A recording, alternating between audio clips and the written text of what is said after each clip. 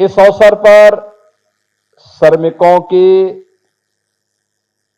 परिश्रम की एक नई मिसाल आदरणीय प्रधानमंत्री जी के मार्गदर्शन में अटल आवासीय विद्यालय के रूप में हम सबको 2023 में प्राप्त हुई थी और आज अटल आवासीय विद्यालय के उन छात्रों को, पहले बैच के छात्रों को जिन्होंने मेरिट सूची में स्थान प्राप्त किया है, उन बच्चों को सम्मानित करने और दोनों प्रयागराज और वाराणसी के अटल आवासीय विद्यालय के प्रधानाचार्यों के बीच सम्मान का एक आयोजन यहां पर मुझे श्रमिक दिवस पर करने का अवसर प्राप्त हुआ है। मैं अटल आवासीय विद्यालय के इन सभी छात्रों को, दोनों प्रधानाचार्यों के साथ साथ जिन विद्यालयों ने अच्छा काम किया है और वहां पे श्रमिकों के बच्चे पढ़ते हैं, अटल आवासीय विद्यालय डेडिकेटेड है श्रमिकों के बच्चों के लिए,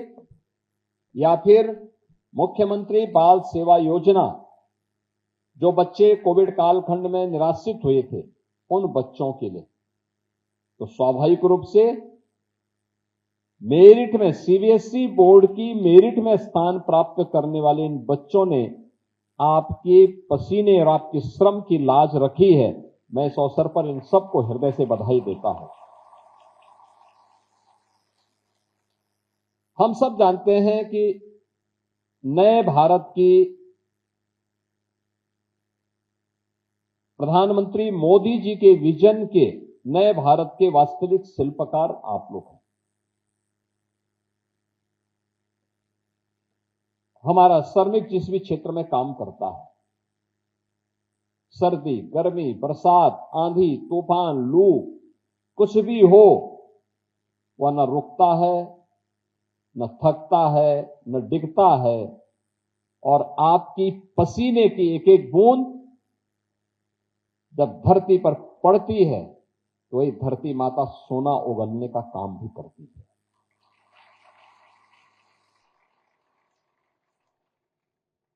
जिन श्रमिकों के परिश्रम से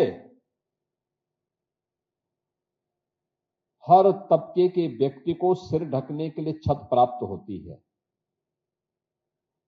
विडंबना क्या थी, उन श्रमिकों के पास अपना आवास कभी नहीं हो पाता था। जो श्रमिक दूसरों के घर के इज्जत घर बनाते थे, उनकी इज्जत, उनके परिवार की इज्जत स्वयं सड़कों पर दिखती थी।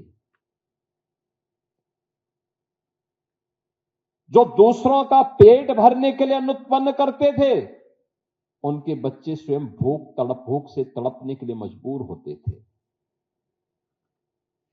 जो बड़ी बड़ी हॉस्पिटल की इमारत बनाने में योगदान करते थे, उन श्रमिकों के लिए स्वयं के उपचार के लाले पड़ते थे। जो दूसरों के लिए सुविधा देने के लिए दिन रात, सर्दी गर्मी,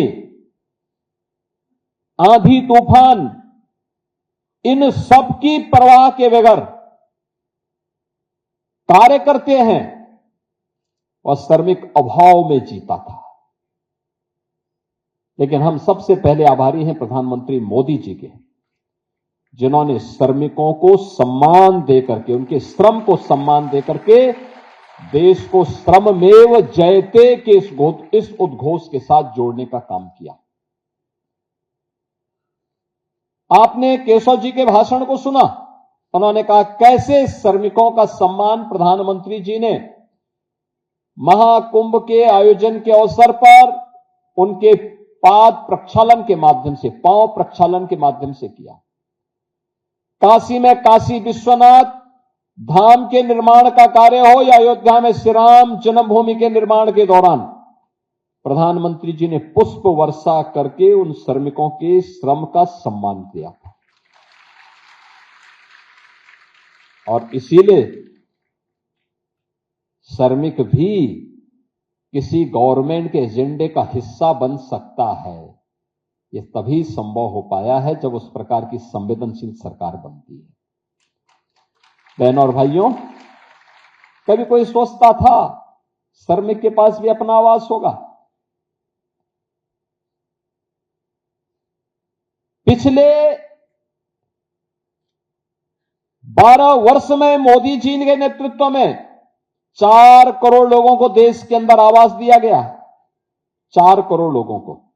और उत्तर प्रदेश में 65 लाख लोगों को एक एक आवास की सुविधा उपलब्ध करवाई गई। प्रधानमंत्री आवास योजना या मुख्यमंत्री आवास योजना, देश के अंदर 12 करोड़ घरों में एक एक शौचालय बना। उत्तर प्रदेश के अंदर 2 करोड़ 61 लाख परिवारों के लिए एक एक शौचालय का निर्माण हुआ।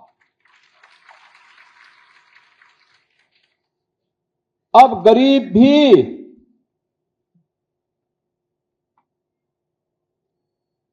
किसी भी बड़े से बड़े हॉस्पिटल में, जिस हॉस्पिटल के बनाने में किसी श्रमिक के पसीने की बूंद लगी है, उसमें गरीब का भी उपचार होगा, क्योंकि मोदी जी ने आयुष्मान भारत की सुविधा दी है और हमारे श्रमिकों को पहले से सुविधा है। जो बचे हुए हैं उनके लिए आज मैं घोषणा करने जा रहा हूं।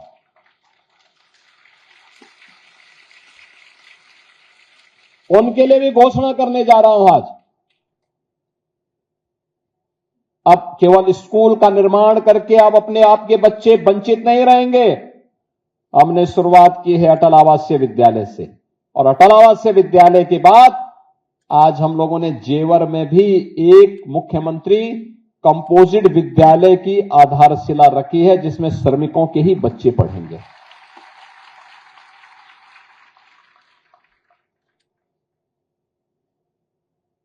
अब आपके लिए सर्दी हो, गर्मी हो, बरसात हो,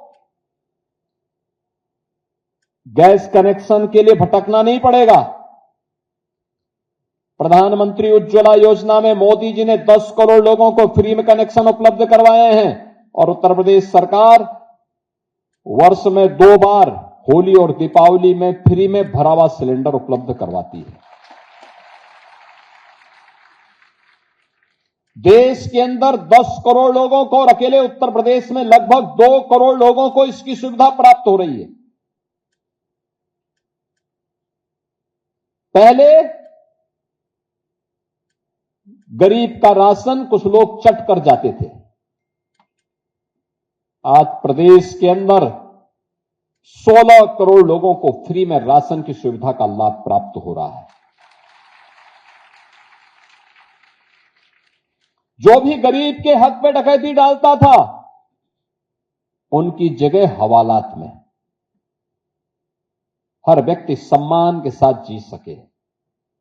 और आज इसीलिए, क्योंकि आपकी वास्तविक मेहनत को, आपके श्रम को सम्मान दिया गया है। आपने देखा होगा पहले होता क्या था, खेतों में काम हमारा बटाईदार और श्रमिक करता था। अगर मेहनत उसने खेत हुंडा पे लिया और खेत किसी आपदा की चपेट में आ गया, तो बेचारा कर्ज की तले दबता था। अब सरकार ने क्या किया, कहा कि नहीं, आपदा आएगी, केवल मुआवजा जिसका खेत है उसको नहीं मिलेगा, बटाईदार को मिलेगा। बटाईदार जिसने जो खेती कर रहा है।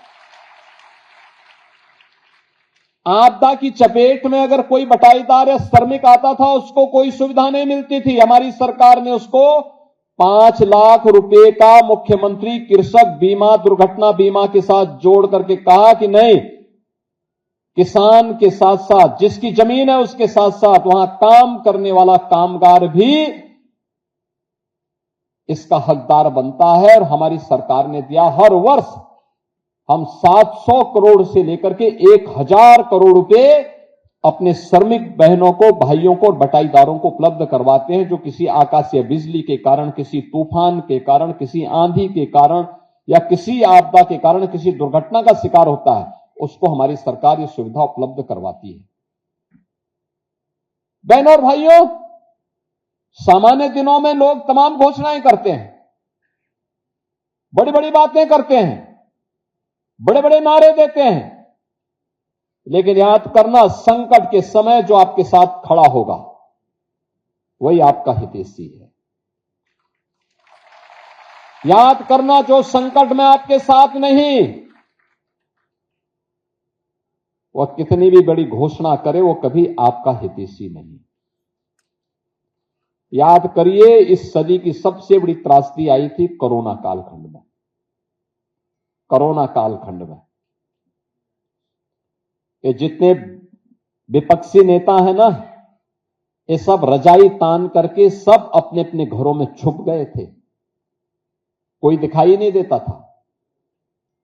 जब उत्तर प्रदेश का कामगार और श्रमिक अन्य राज्यों को छोड़ करके यूपी में वापस आ रहा था, तब न कांग्रेस थी, न सपा थी, न बसपा थी, न कोई और दल था। तब केवल और केवल डबल इंजन सरकार थी। मोदी जी थे और उत्तर प्रदेश में हमारी सरकार थी, हमारे अधिकारी कर्मचारी लगे हुए थे। हम लोगों ने एक साथ 14,000 बसें भेजी, गाजियाबाद, नोएडा, बुलंदशहर, मेरठ। और मैंने कहा यूपी ही नहीं, भारत के अंदर का कोई भी श्रमिक आएगा, कामगार आएगा, उत्तर प्रदेश उसके लिए फ्री में व्यवस्था उपलब्ध कराएगा, उसके रहने के लिए, उसके खाने के लिए, जितने दिन रहना चाहेगा फ्री में भोजन की व्यवस्था देंगे, फ्री में उपचार की व्यवस्था देंगे। और हम लोगों ने 1 करोड़ लोगों को उस समय उत्तर प्रदेश के अंदर रखा था और हर श्रमिक के लिए राशन कार्ड भी बनवाया, उसको 15 दिन 1 महीने का फ्री में राशन भी दिया। और जब तक कोरोना था तब तो देते ही थे, कोरोना के बाद भी फ्री में राशन की सुविधा का लाभ प्राप्त हो रहा है। यह डबल इंजन की सरकार संकट में खड़ी होने वाली सरकार है।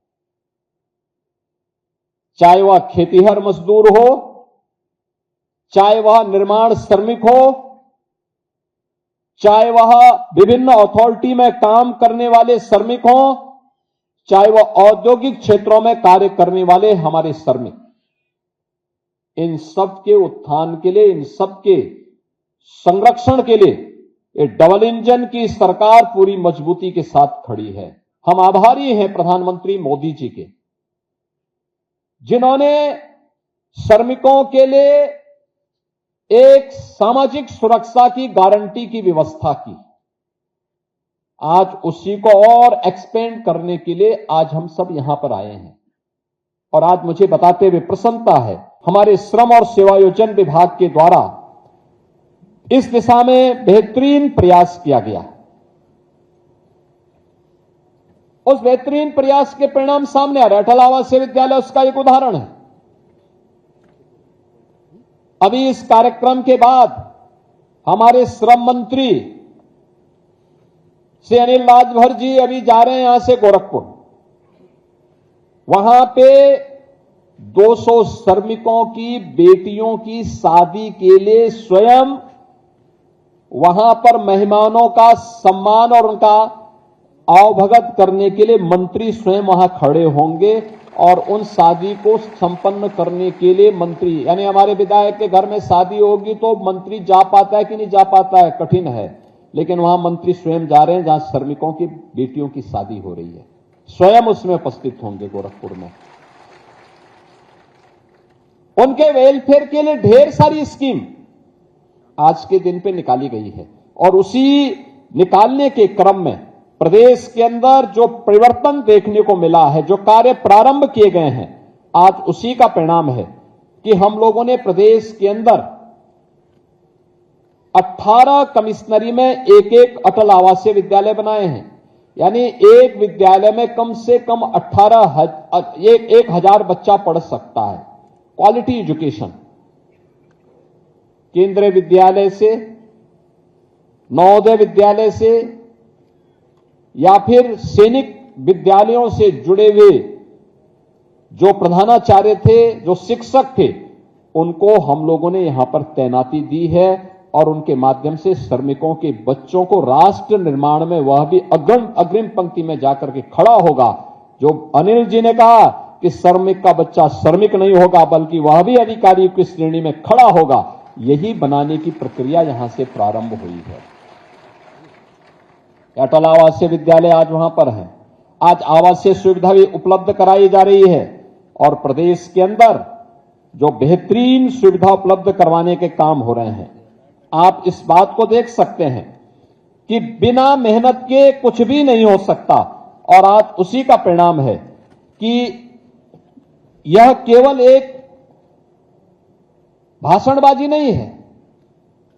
पिछले 9 वर्ष के अंदर जो काम हुआ है प्रदेश के अंदर, आज मैं कह सकता हूं यूपी के लोगों को यूपी के अंदर ही अब रोजगार मिल रहा है।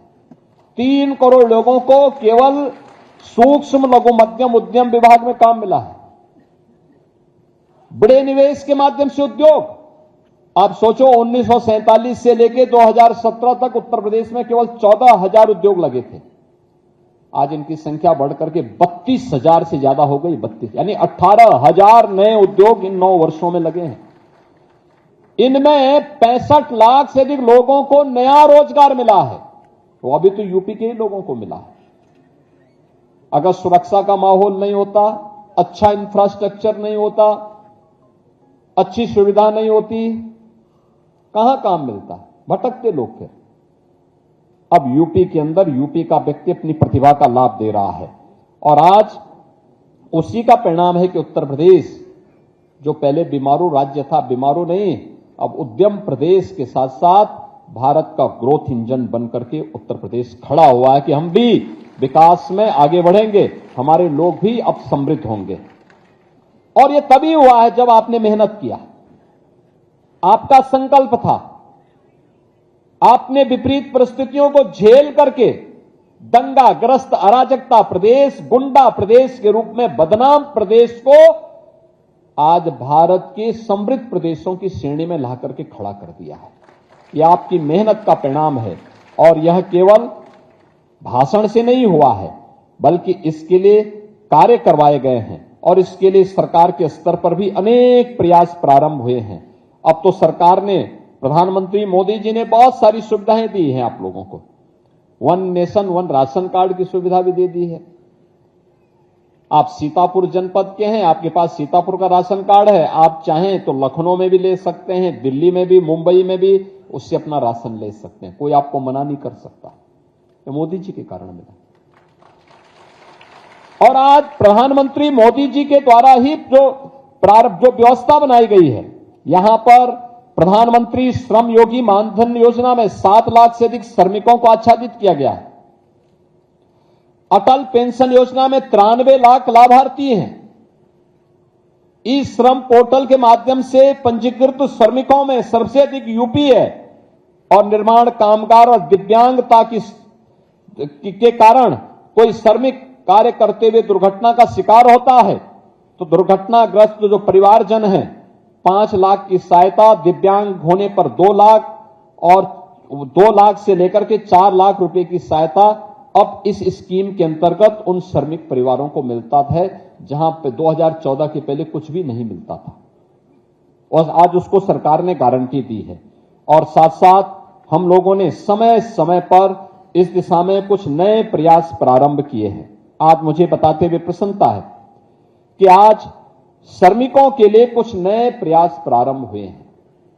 हम लोग देखते थे, बचपन में हम देखते रहे हैं कि बड़े बड़े नगरों में श्रमिक अड्डे बनते थे, कोई प्रोत्साहन नहीं था। बहुत बार तो श्रमिक कहीं काम करता था और जब मजदूरी देने की बात आती थी तो उसको टरका दिया जाता था, ठेकेदार पूरा पैसा नहीं देता था, या जिसके यहां काम करते थे वो पैसा नहीं देता था। अब सरकार ने इसको कहा ऐसा नहीं चलेगा, अगर काम किया है तो काम का दाम भी देना पड़ेगा, और काम का दाम जो नहीं देगा उसका फिर काम तमाम सरकार करेगी। ये आज उस इच्छा शक्ति के साथ कार्य हो रहा है। मातृत्व, शिशु और बालिका मदद योजना में भी आज हम श्रमिक परिवारों को मदद कर रहे हैं, और 6 लाख से अधिक लाभार्थी आज इस योजना के साथ यहां पर जुड़ रहे हैं। आज मुझे बताते हुए प्रसन्नता है कि श्रमिकों के ठहरने और उनके लिए डॉर्मेट्री बन सके, आवासीय सुविधा उपलब्ध हो सके। आज हम लोगों ने यहां पर तमाम ऐसी योजनाओं को यहां पर लॉन्च किया है। श्रमिक डॉर्मेट्री का प्रावधान करने की व्यवस्था की है, इसके लिए उन्हें कैंटीन, इसमें श्रमिक डॉमेट्री, केवल डॉमेट्री नहीं होगी, सस्ती कैंटीन भी होगी।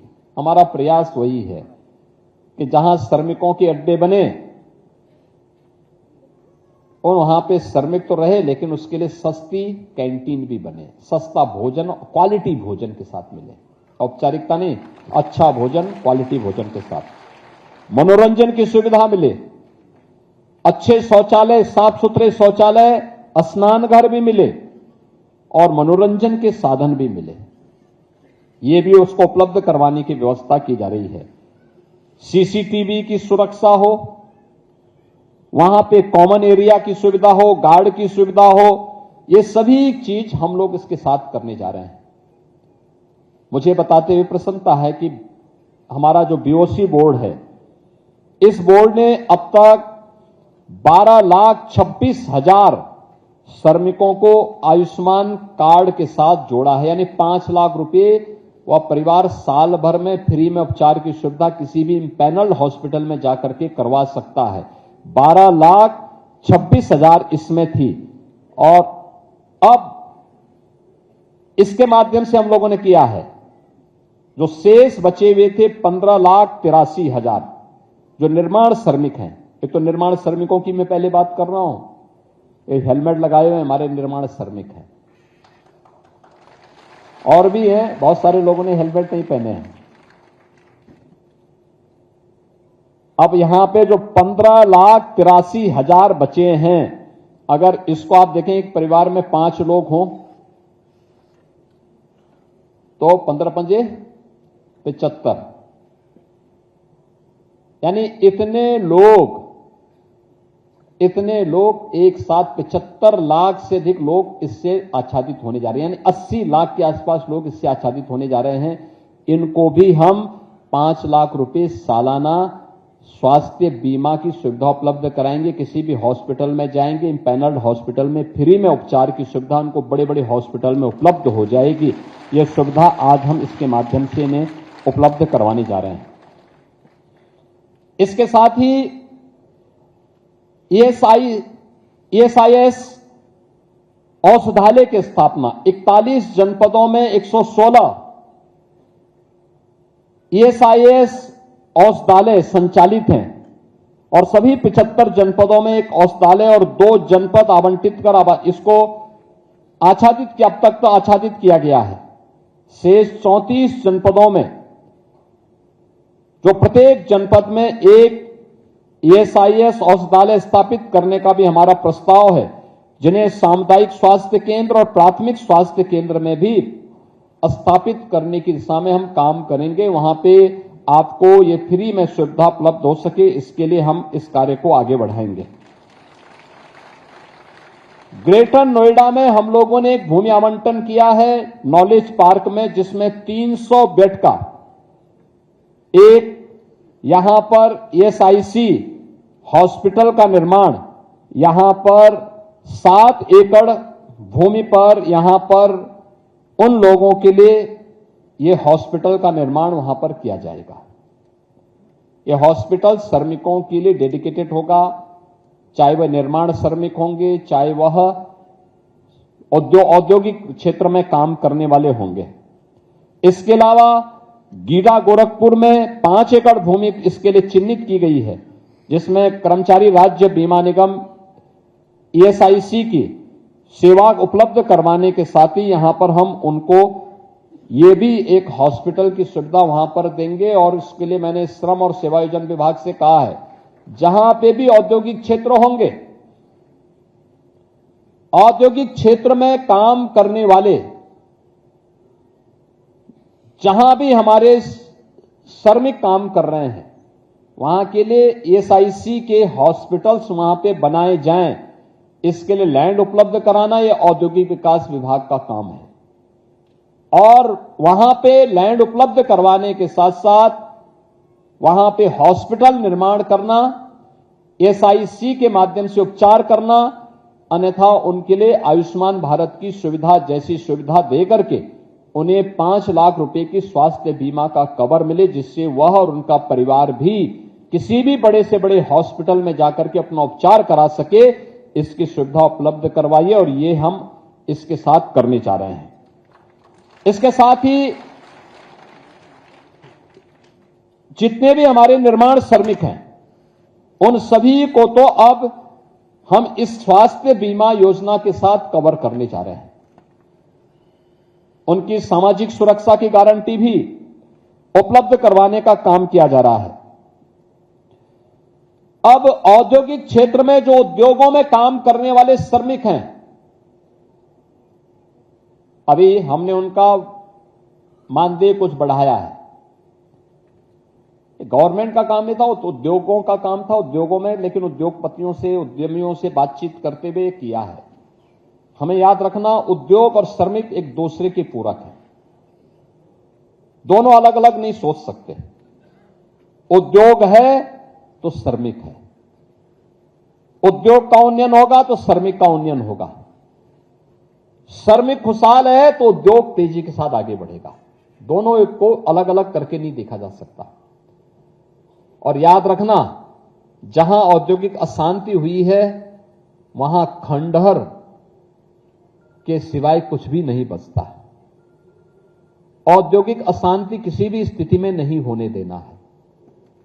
जो लोग समृद्धि के विरोधी हैं, विकास के विरोधी हैं, वे नहीं चाहते कि उद्योग चले।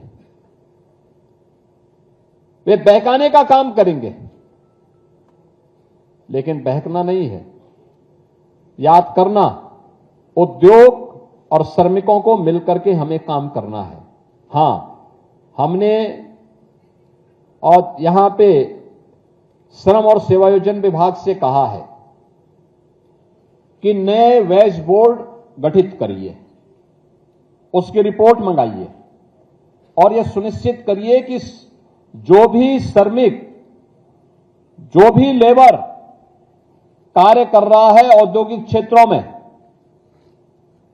उन सभी को हमारा प्रयास होना चाहिए कि 10 से ऊपर जिस भी उद्योग में काम करने वाले लोग हैं, 10 और 10 से ऊपर जितने भी औद्योगिक क्षेत्र में काम करने वाले लोग हैं, हम नए वेज बोर्ड में प्रस्ताव करें। बीमा कंपनियों से भी बातचीत करें। बीमा कंपनी और उद्यमी मिलकर के यह सुनिश्चित करेगा कि उनको भी आने वाले समय में 5 लाख रुपए सालाना स्वास्थ्य की सुविधा फ्री में इंपैनल्ड हॉस्पिटल में प्राप्त हो सके। ये सुविधा हम उन सभी को देंगे और इसके माध्यम से उत्तर प्रदेश के अंदर कम से कम 1 करोड़ श्रमिक परिवारों को, 1 करोड़ श्रमिक परिवारों का मतलब 5 करोड़ लोग सीधे सीधे इससे लाभान्वित होने जा रहे हैं आने वाले समय में, और एक बड़ा कार्य होगा यह उत्तर प्रदेश की दिशा से।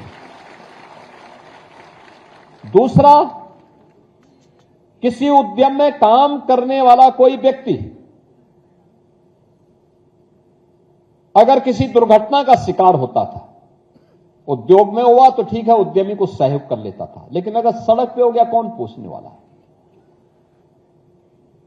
बस में चढ़ रहा है तब दुर्घटना का शिकार हो गया, घर में किसी कारण से हो गया, बीमारी कभी भी आ सकती है, कोई सुरक्षा की गारंटी नहीं होती थी। हम नए वेज बोर्ड में व्यवस्था बनाने जा रहे हैं और व्यवस्था ये बनाने जा रहे हैं, बीमा कंपनी, श्रम और सेवायोजन विभाग और उद्यमी मिलकर के व्यवस्था करेगा कि हर श्रमिक को जो औद्योगिक क्षेत्रों में भी काम कर रहा है, जैसे हम लोगों ने बीओसी बोर्ड से जुड़े हुए श्रमिकों को दिया है, खेतिहर मजदूर को दिया है, ऐसे ही उद्योगों में भी काम करने वाले श्रमिकों के लिए 5 लाख रुपए की सुरक्षा बीमा का कवर हम उनको उपलब्ध करवाने की व्यवस्था करने जा रहे हैं। यह सामाजिक सुरक्षा होगी।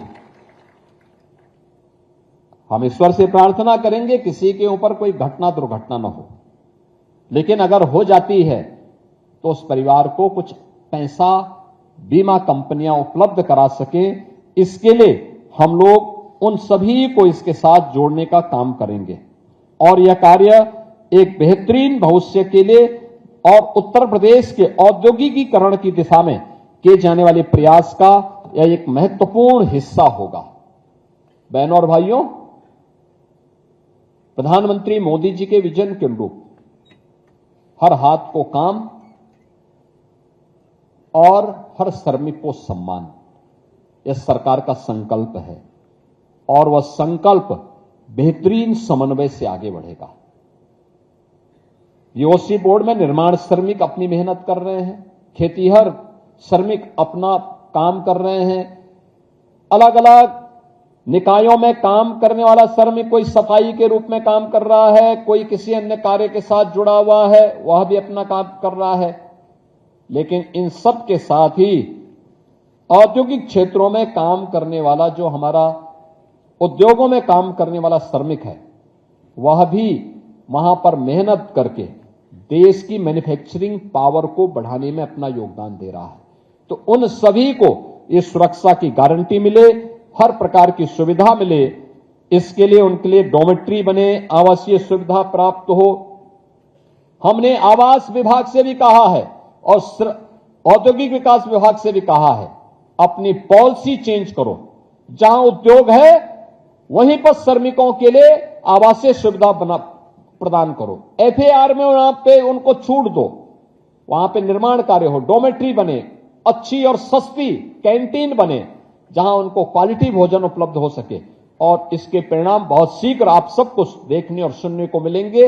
इस विश्वास के साथ एक बार आज जो निर्माण श्रमिक आज यहां पे सुरक्षा बीमा से वंचित थे और जो लोग अब तक स्वास्थ्य बीमा के कवर से मुक्त थे, यानी उसमें वो लोग नहीं आ पाते थे, और जिन्हें आयुष्मान भारत की सुविधा आज हम प्रदान करने जा रहे हैं, इन सबको तो मैं बधाई देता हूं, अपनी शुभकामनाएं देता हूं।